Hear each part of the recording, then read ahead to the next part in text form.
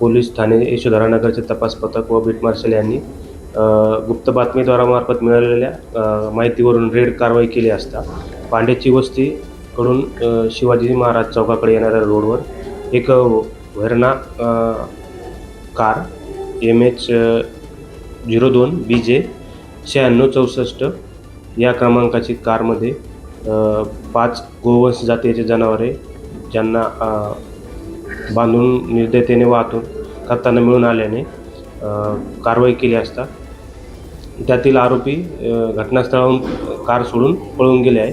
त्यांचा शोध सुरू आहे.